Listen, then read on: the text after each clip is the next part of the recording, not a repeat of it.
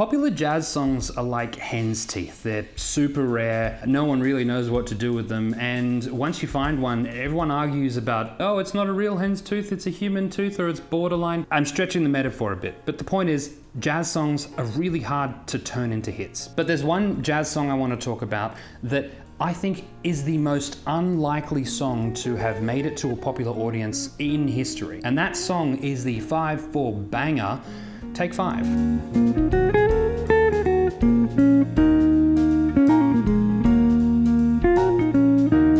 Take 5 comes off the album Time Out by the Dave Brubeck Quartet. It's an album full of songs in odd time signatures. Dave Brubeck asked his sax player Paul Desmond to write a song in 5/4, and Paul Desmond took two different ideas and sort of put them into one. Now, the album was released in 1959. That was back in an age where jazz had more than an Ice Cube's chance in hell of being successful. It was just 5 years later that Louis Armstrong would famously knock the Beatles out of the #1 spot on the Billboard Hot 100 with his version of Hello Dolly. But it wasn't until 1961 that the singles from the album were released by Columbia. Take 5 got to number 25 on the Hot 100, whereas another song, Unsquare Dance, got to number 74, which I think is very fun because Unsquare Dance is in 7/8. Anyway, that's irrelevant. Now, some jazz musicians have sort of a love-hate relationship with Take 5, and that's for a couple of reasons. Firstly, popularity risks overplay. I know of jazz musicians who just can't stand Autumn Leaves or All the Things You Are. They're sort of like jazz Wonderwalls. But to make it even worse for Take 5, it's a song that gets regularly played by high school bands, and it tends to be the first song that those students will play in an odd time signature. As a result, those performances are generally not good. But despite all that, Take 5 has been persistent, but it really has no right to be so popular. Here are the 3 reasons why I think Take 5 is the most unlikely hit song that jazz has ever produced.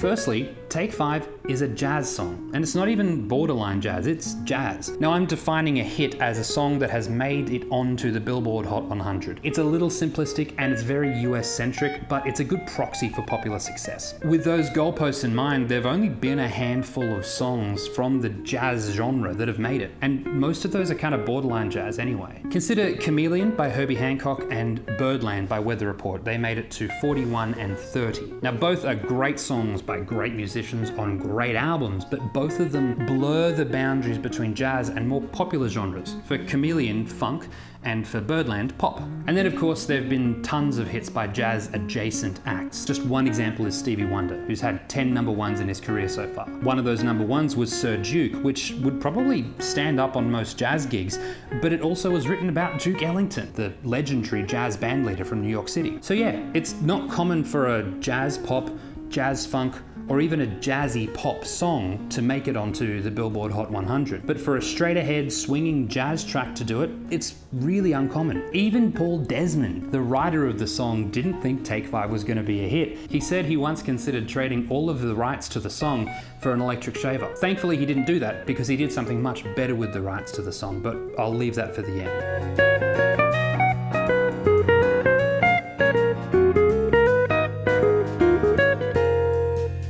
The second reason why Take 5 was such an unlikely hit is because it's instrumental and doesn't have lyrics. It actually kind of does have lyrics, but I'll get to that. Now, there is a long history of instrumental songs making their way onto the charts, but almost all of the time they are novelty songs or from a film or TV show.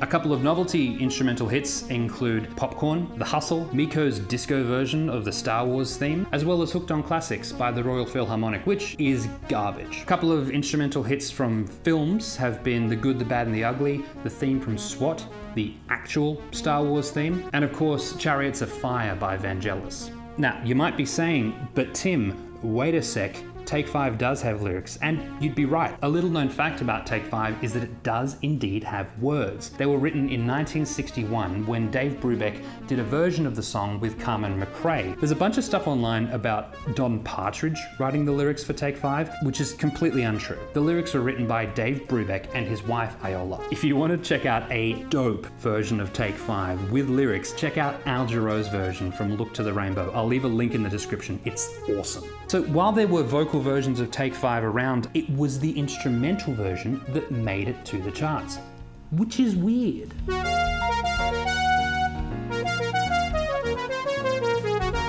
Finally, number 3, Take 5 is in an odd time signature, 5/4.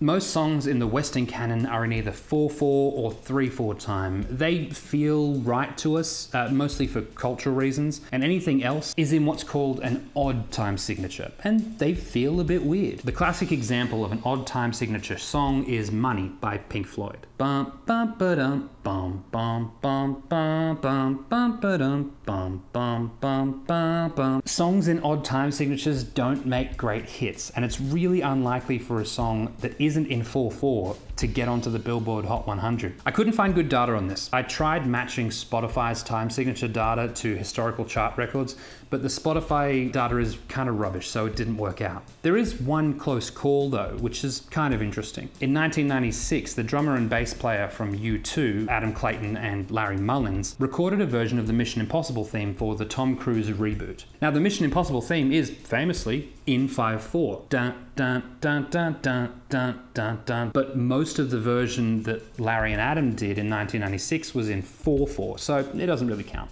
Okay, so Take 5 shouldn't have been a hit. It's in an odd time signature, it's jazz, and it's instrumental. So why was it so popular? I have a couple of theories. Firstly, most of the song, including all of the solos, is on a vamp. A vamp is essentially a groove or a rhythmic figure that's typically played over 1 or 2 chords and is sort of stretched out over time. The thing about vamps is they are a tried and tested way of getting a jazz song to appeal to a larger audience. Good examples include Chameleon and Watermelon Man, as well as The Sidewinder by Lee Morgan and So What by Miles Davis. In the case of Take 5, the band plays 3 beats of an E flat minor 7 and then 2 beats of a B flat minor 7, and then repeats it for most of the song. So why does a vamp make a jazz song more palatable? You could argue that by having fewer chords, it sounds a bit more like a pop song, at least harmonically speaking, but I think there's a better explanation. Without a melodic hook that's played 5 to 10 times throughout the song, like there is in most pop songs, a vamp provides a kind of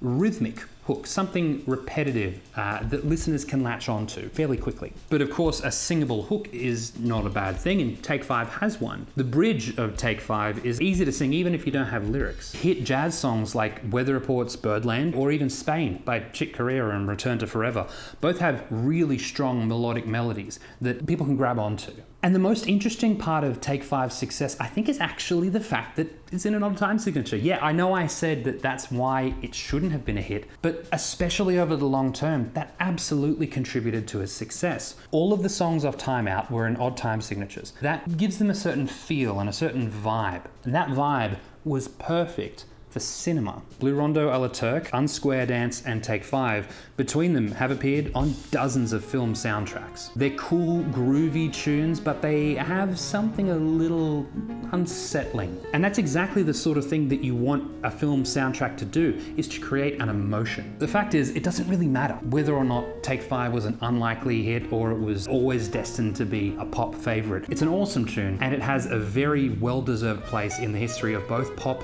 and jazz. Now, I mentioned that Paul Desmond did something with the rights to the song. Instead of trading them for an electric razor, he left them in his will to the American Red Cross, and the charity nets something in the order of $100,000 a year from it. Not a bad legacy. There's a lot more to say about Take 5 and about Dave Brubeck and Paul Desmond, who both had long and storied careers, but I'll leave that for another video. If you'd like to see more videos from me, please subscribe to the channel and ring the bell so you'll be notified when I post a new one. Next to my head, there is another video about jazz history if you've got time and the inclination to check it out.